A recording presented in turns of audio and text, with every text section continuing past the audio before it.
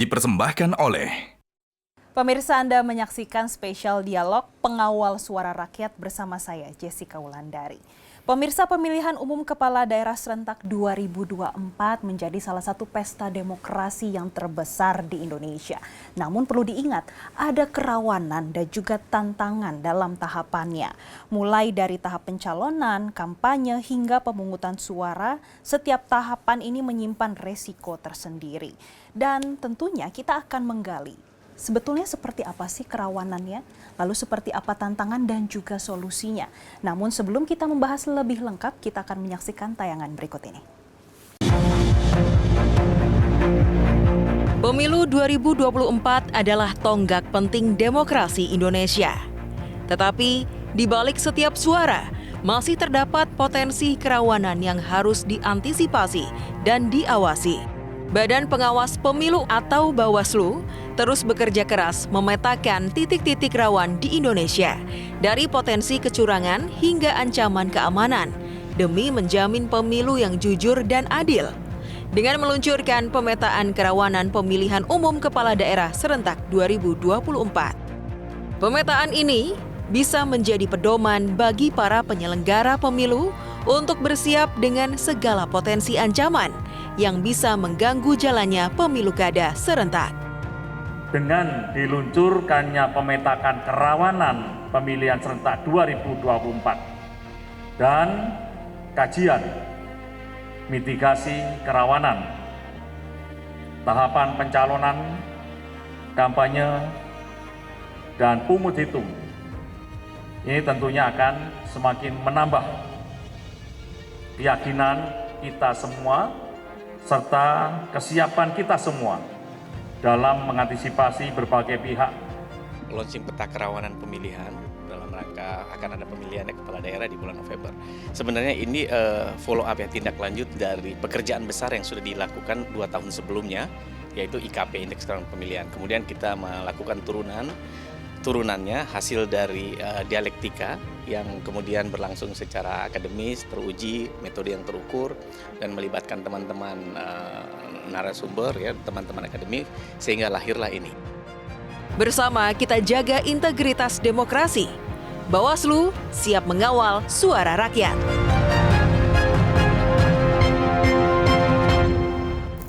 Dan untuk membahas lebih lanjut dan lebih detail terkait dengan tantangan, kerawanan, dan juga solusi terkait pemilihan serentak di tahun 2024, saat ini kami akan membahasnya bersama Ketua Badan Pengawas Pemilihan Umum atau Bawaslu Republik Indonesia, Bapak Rahmat Bagja.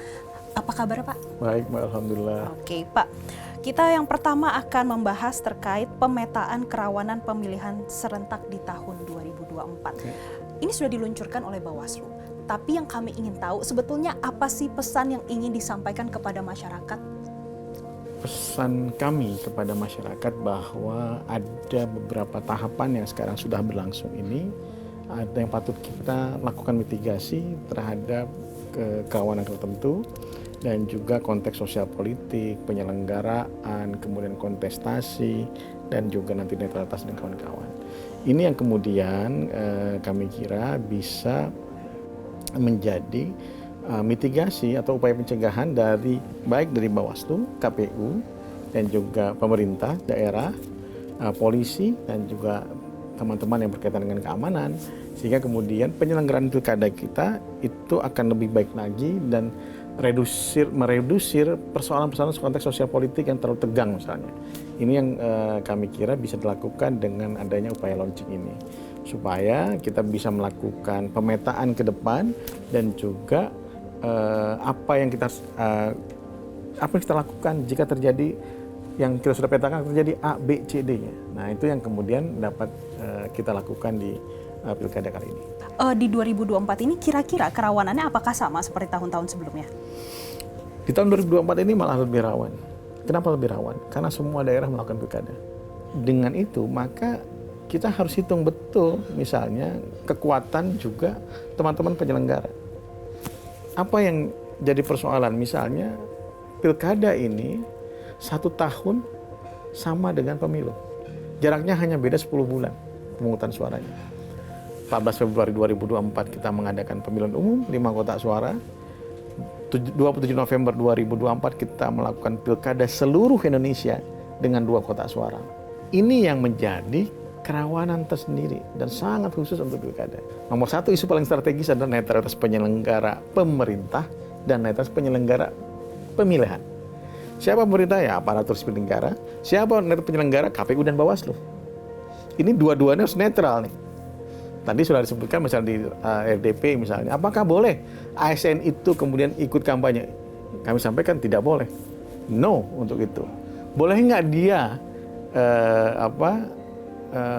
ikut kampanye di sosial media cuma mengikuti saja silakan. Tapi begitu dia ikut masuk dalam misalnya peserta Zoom misalnya di kampanye tertentu, itu yang tidak boleh. Kenapa tidak boleh? Karena terbukti misalnya pelanggaran netralitas ASN di pilkada itu lebih besar daripada di pemilu. Berapa persen memang bedanya, Pak? Bedanya misalnya di pilkada 2020 itu sekitar 1000 perkara netralitas ASN. Itu 170 daerah. Di pemilu yang seluruh daerah melakukan pemilihan umum 860. Jadi kan sangat jauh berbeda. Kalau dari hitungannya sangat jauh berbeda. Seharusnya nanti kalau upaya mitigasi kita berhasil, pencegahan kita berhasil, seharusnya bisa diredusir ya untuk di pilkada tahun 2024 ini. Jadi perbedaannya sangat jauh untuk pelanggaran netralitas penyelenggara pemerintahan, dan juga satu lagi dalam pilkada semua orang dekat ini. Jadi misalnya yang maju itu misalnya keluarganya, satu keluarganya jadi penyelenggara pemerintah, ada juga jadi penyelenggara pemilihan. Konteks sosial politiknya sangat berat di sini. Dan paling diingat bahwa yang menyelenggarakan di garis terdepan adalah teman-teman KPUD Provinsi dan KPUD Kabupaten Kota yang diawasi oleh Bawaslu Provinsi dan Bawaslu Kabupaten Kota.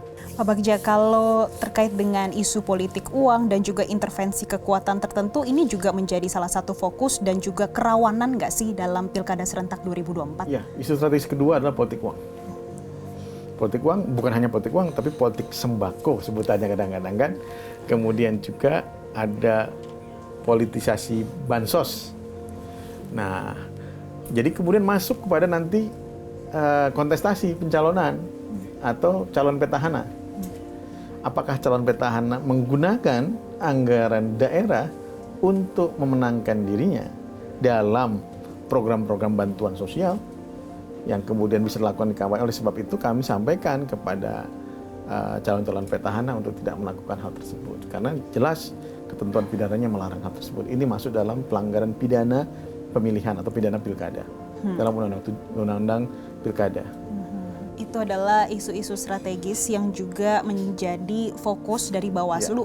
Mungkin ini juga bisa disampaikan terkait dengan hoax. Tadi kan Bapak sempat menyinggung terkait dengan media sosial ya. Betapa mudahnya untuk diakses mendapatkan informasi, dan hoax di mana-mana juga agak susah dipendam nih, Pak. Kalau di pemilu jelas kan hoaxnya tingkat nasional. Pilkada 514 kabupaten kota, ini hoax pusing nih.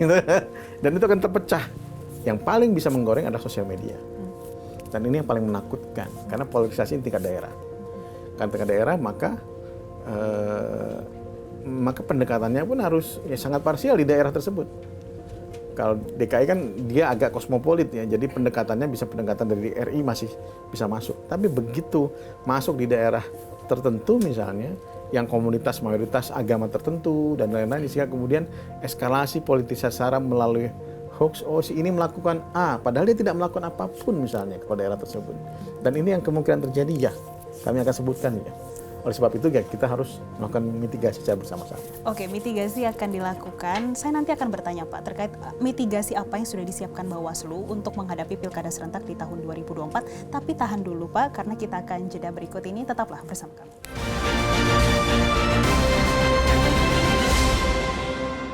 Dipersembahkan oleh Sebelum nasib bangsa ditentukan oleh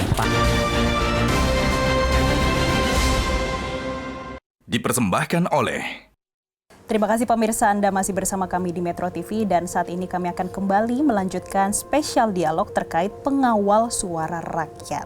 Pak Bagja, tadi kita sudah membahas ada isu strategis yang menjadi fokus dari Bawaslu untuk Pilkada Serentak di tahun 2024. Tapi adakah yang paling diantisipasi atau mungkin ada yang dikategorikan paling rawan untuk pilkada serentak di tahun 2024 ini?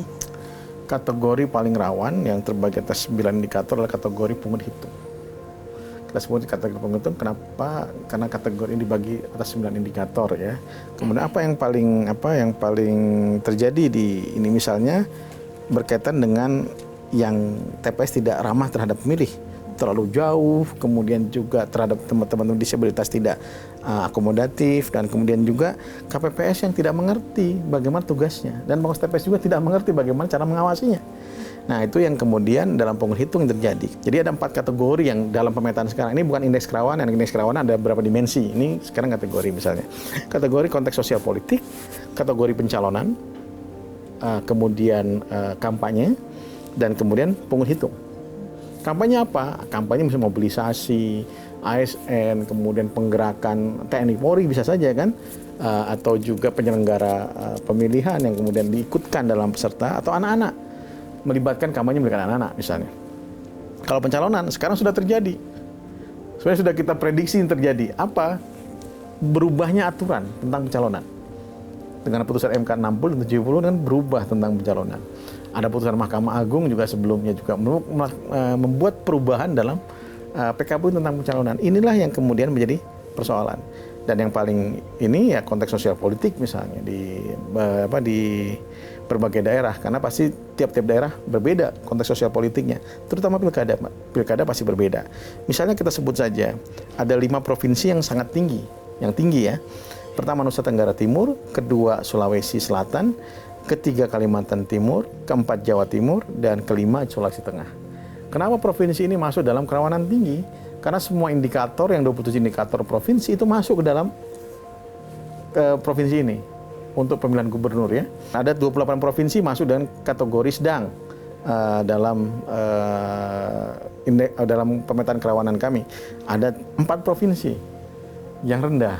Apa itu? Bali, Kalimantan Utara, Papua Selatan, padahal Papua kan. Yang keempat adalah Kalimantan Tengah. Namun dari hal itu semua masuk indikator ya, masuk misalnya 27 indikator semua ini masuk ke dalam ke dalam provinsi tersebut. Tapi kalau kita bagi dalam 4 kategori tersebut, ada sosial politik, pencalonan, kampanye, dan penghitung, akan berbeda lagi. Misalnya dalam konteks sosial politik, Aceh paling tinggi. Provinsi Aceh Pilgub Aceh paling tinggi dalam konteks kategori sosial politik. Kedua DKI Jakarta. Sosial politik Jakarta kan sudah kelihatan nih, sudah mulai agak-agak rame. Apalagi setelah putusan MK. Jadi bisa 6,5%, 7,5%, atau tergantung daerahnya. Kemudian ada Nusa Tenggara Timur, Sulawesi Selatan, dan Sulawesi Tenggara. Nah, kenapa kemudian NTT dan Sulsel masuk dalam 5 yang tinggi tersebut? Kemudian yang tahapan pencalonan atau kategori pencalonan, maka yang pertama paling tinggi adalah Kepulauan Riau. Kedua kemudian Sulawesi Selatan, Kalimantan Timur dan Kalimantan Selatan, juga Sumatera Selatan. Kemudian sedangkan berdasarkan kampanye, mana yang paling tinggi? Sulsel. Sulsel paling tinggi nih, paling rawan. Diikuti dengan NTT, Jawa Timur, Jawa Tengah, dan Kalimantan Timur. Dan yang paling rawan untuk tahapan pungut hitung, tahapan paling rawan. Dan paling rawannya provinsinya Papua, Sulawesi Tengah, Jawa Timur, Papua Barat, dan Aceh. Dapat dilihat di sini, maka kita lihat ini Papua masuk 2 di sini kan dalam konteks ini. Sedangkan untuk kabupaten kota ada 24 yang tinggi, kemudian yang rawan sedang ada 334 atau 66%, yang rawan rendah ada 90 kabupaten kota. Dan kemudian yang paling tinggi misalnya Kabupaten Malang. Malang mungkin kontestasinya naik ini. Kemudian juga Fakfak, Pinrang, Bangkalan, Bulukumba, Bangkalan pemilu kemarin juga agak tinggi kan konteks sosial politiknya, kemudian kontestasi penyelenggaranya dan lain. Dan kemudian ada yang paling tinggi tapi di urutan ke 80 Kabupaten Berau misalnya. Ini yang dapat kita petakan dalam pemetaan kerawanan baik dalam tahapan pencalonan, kampanye, dan pungut hitung. Nah, ini ada pertanyaan lagi nih Pak. Ini biasanya banyak terjadi karena di wilayah-wilayah yang rentan terhadap konflik sosial atau kekerasan. Bagaimana Bawaslu mengawasi dan juga memetakan terkait dengan kerawanan ini nih Pak? Konteks sosial yang paling misalnya, yang paling jika sering chaos itu teman-teman di Makassar. Kenapa tuh Pak? Pilwako Makassar kemarin kan rusuh tuh Mbak, 2018 kemudian yang menang kota kosong, yang menang kolong kosong kan, kemudian akhirnya pilkadanya diundur di tahun 2020. Nah itu patut kiranya kita mitigasi hal-hal seperti itu.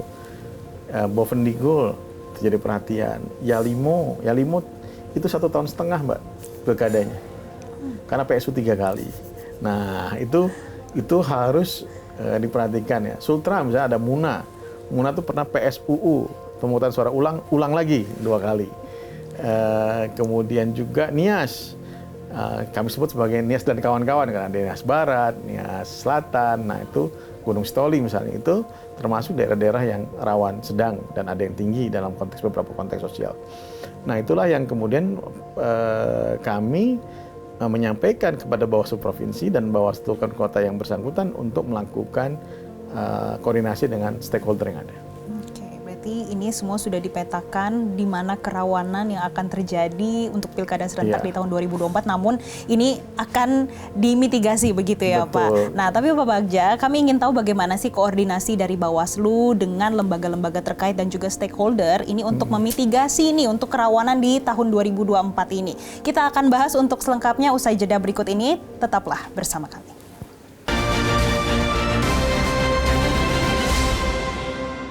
Dipersembahkan oleh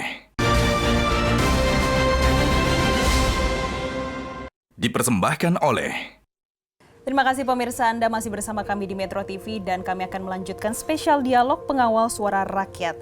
Pak Bagja, tadi kita sudah berbicara terkait bagaimana peta-peta bahkan indikator dan juga apa saja sih, mana saja juga yang menjadi perhatian dari Bawaslu untuk pilkada serentak di tahun 2024. Tentunya ada dong koordinasi dari Bawaslu dengan stakeholder untuk memitigasi kerawanan ini. Gimana Pak sampai saat ini koordinasinya? Koordinasi telah berjalan baik ya. Pertama, kami diundang terus oleh Pak Menteri Polhukam dalam rapat koordinasi di 5 region. Jadi semua Bawaslu diundang beserta dengan kepala pemerintah daerah, kemudian polisi, jaksa, dan TNI, dan juga tokoh masyarakat, tokoh agama, dan partai politik. Jadi itu rapat koordinasi dan konsolidasi rapat koordinasi yang dilakukan multi stakeholder, yang dilakukan bersama, sehingga kemudian ada terbina komunikasi dengan para stakeholder yang ada di daerah masing-masing.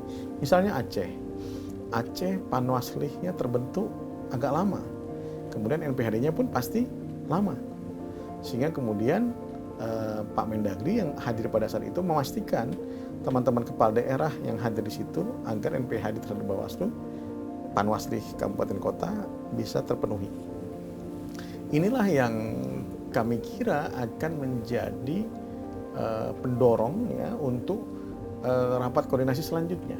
Sekarang tadi Pak Menteri misalnya hadir dalam, Pak Menko hadir dalam acara launching ini, kemudian seperti kita perlu mengadakan rapat lagi untuk sharing mitigasi apa atau kerawanan apa yang kita pantau masing-masing. Misalnya polisi punya kerawanan tersendiri, teman-teman TNI juga demikian, teman-teman intelijen juga demikian, dan Bawaslu juga demikian.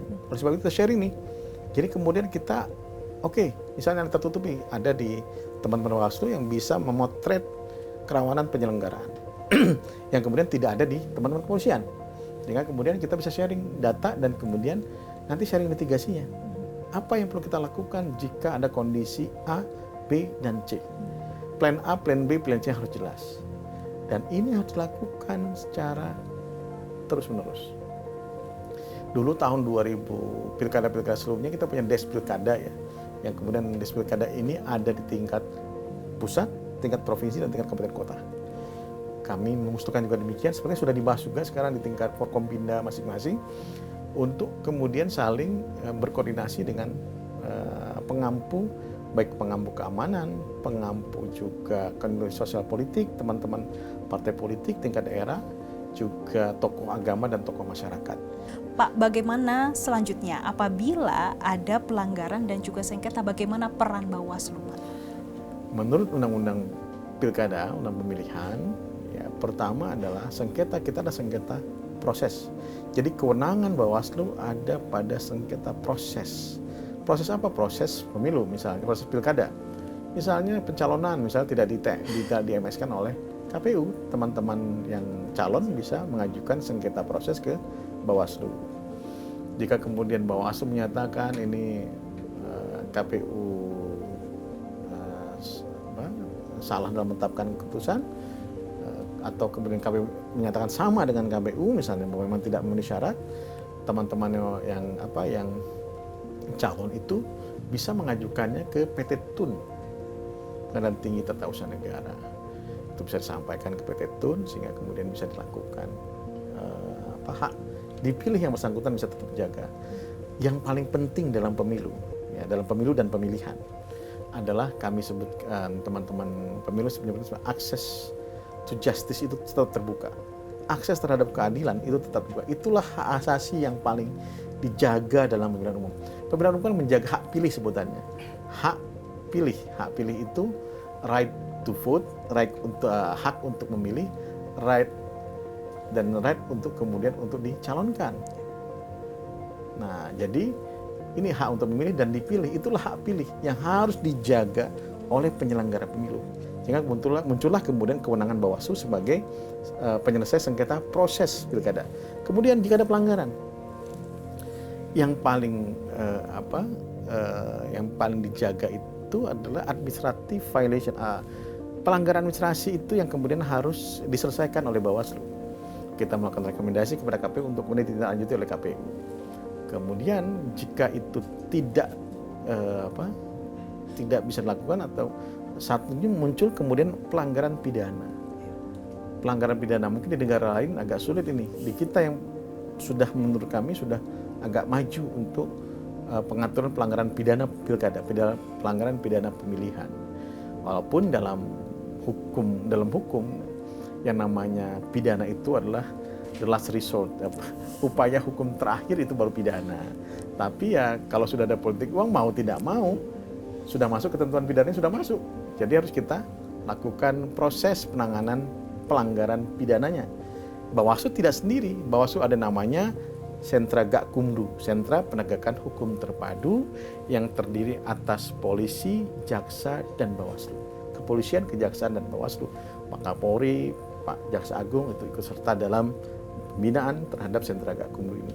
Dan Sentra Gakumdu ini yang harus disadari bersama, pintu masuk untuk melaporkan itu tidak di polisi dan jaksa, tapi pintu masuk pelaporan tindak pidana baik pemilu dan pemilihan ada pada Badan Pengawas Pemilu. Pintu pertamanya Bawaslu. Tidak bisa tidak. Ini sangat spesial, like spesialis lah undang-undang pemilihan dan pemilu itu. Sehingga kemudian hal-hal yang berkaitan dengan pelanggaran bisa dilaporkan kepada Bawaslu. Bawaslu terbuka sekali kepada pelapor, dan kemudian juga jika ada masalah baik KPU maupun Bawaslu dalam penyelenggaraannya secara etika profesinya, maka ada Dewan Kehormatan Penyelenggara Pemilu. Itulah yang terwujud dalam Undang-Undang Pemilihan Umum kita, baik pemilu dan pilkada, satu kesatuan fungsi penyelenggara pemilu untuk menjadikan adil, dan satu lagi nyaman, aman dan nyaman. Ada masyarakat, ada multi stakeholder yang ada, kemudian ada Komisi Pemilihan Umum yang bisa menyediakan TPS yang terakses dengan baik, KPPS yang mengerti tugas dan fungsinya, KPPS yang melaksanakan tugasnya, dan juga penghitungan yang tidak mengurangi. Satu yang paling tidak mengurangi hasil di TPS sampai dengan hasil akhirnya. Itulah bentuk paling tingkat keadilan itu yang paling tinggi. Jadi satu suara di TPS sama dengan satu suara di akhir nanti. Ini tingkat keadilan yang paling tinggi.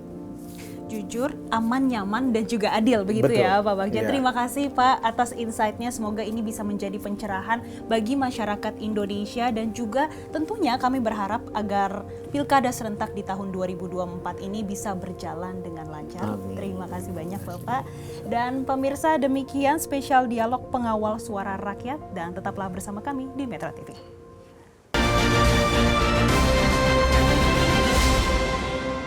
Dipersembahkan oleh Jelajahi cara baru mendapatkan informasi. Download Metro TV Extend sekarang.